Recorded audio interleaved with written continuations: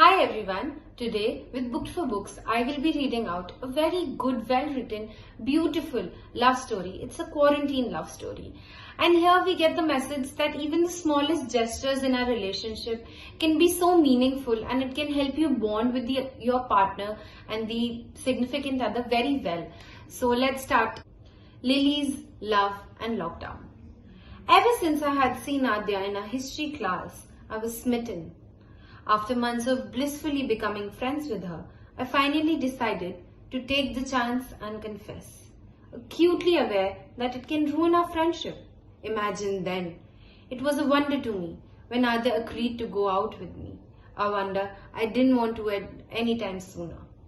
Since her family was an orthodox one, who believed Adya shouldn't have a boyfriend and therefore didn't know me at all, and mine would just tell me to come home as soon as the college ended. We didn't meet outside college. It was enough though, till the pandemic hit us like a wrecking ball.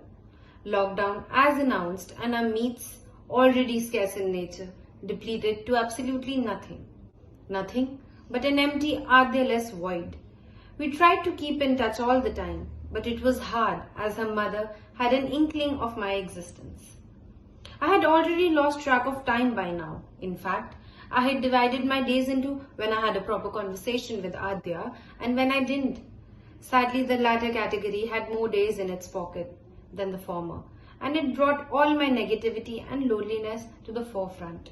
I didn't let it get to me as much as possible, but it still would come back up as vigorously as I would try to suppress it.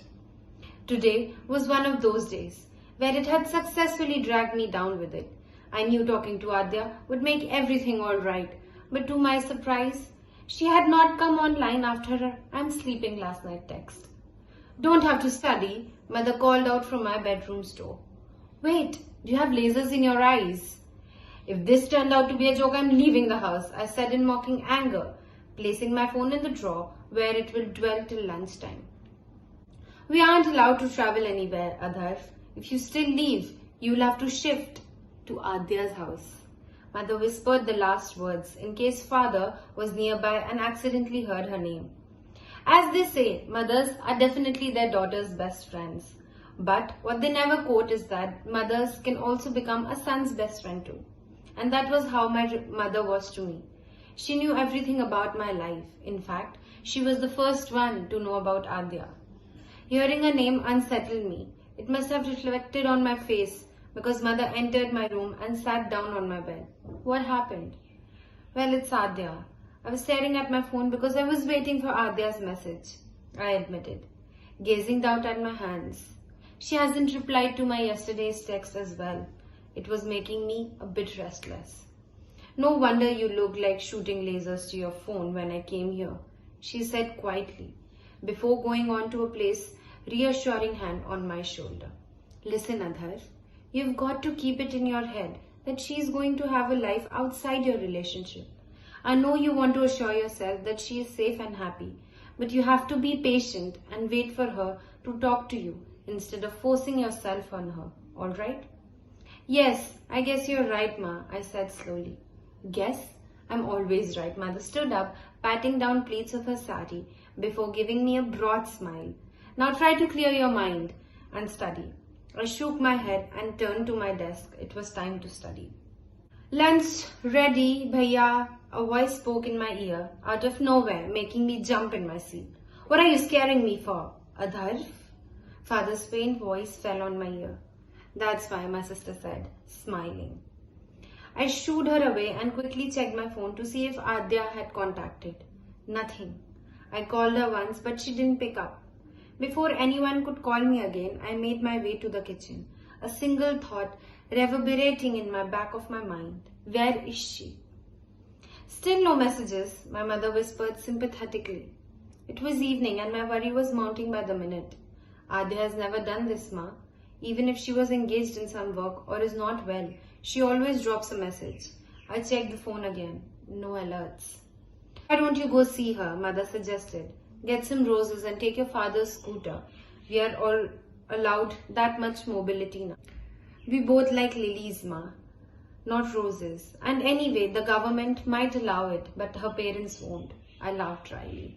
That's good actually, my mother noted, before amending under my judgmental expression.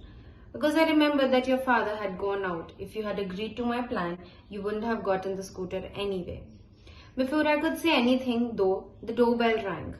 Bet that's your father, mother said excitedly, vanishing out of her room to open the door. I smiled and went to close my bedroom door. Their love was something I admired since I understood that word. And I had understood the meaning because of Adya, I questioned, not believing my eyes. Yes, idiot, who else looks like me? Let me in. As if in a trance, I opened the door wide open and she shuffled in, placing a huge box over my bed, an opaque bag with a bunch of lilies protruding out of it on the top of it. What is happening? I asked as she settled on my bed, taking off her mask. You really are bad with dates, she realized. It's our anniversary, Adhar. I thought of celebrating it properly. Is it 16th today? I roved my eyes over the calendar. Darn it, it is 16th of June. I had really discarded our anniversary into the when I didn't talk to Adya category. How did you pull this off? I asked, excited in my voice. It had finally hit me, she's here. I really have half an hour before I leave. Do you really want to listen to the story? She asked, boring her green eyes into mine. Wait, you're at Vidhi's house, I guessed. Vidhi was a best friend who lived in my locality. She nodded, chuckling. Took me all day to arrange everything, including how to get out of the house. Adya's risking everything, not just her parents' wrath, but even the potential corona infection, just to see me and celebrate a special day together. We had not seen each other for over 2 months now, and here she was, doing everything she could to keep our bond strong, even after the distance where I sat at my desk, worrying about her. All I could do say is, I love you. I declared emotionally, gathering her up in my gentle hug. I love you too, she said, smiling. Now let's get on with our celebration. I even got our favorite flowers, lilies.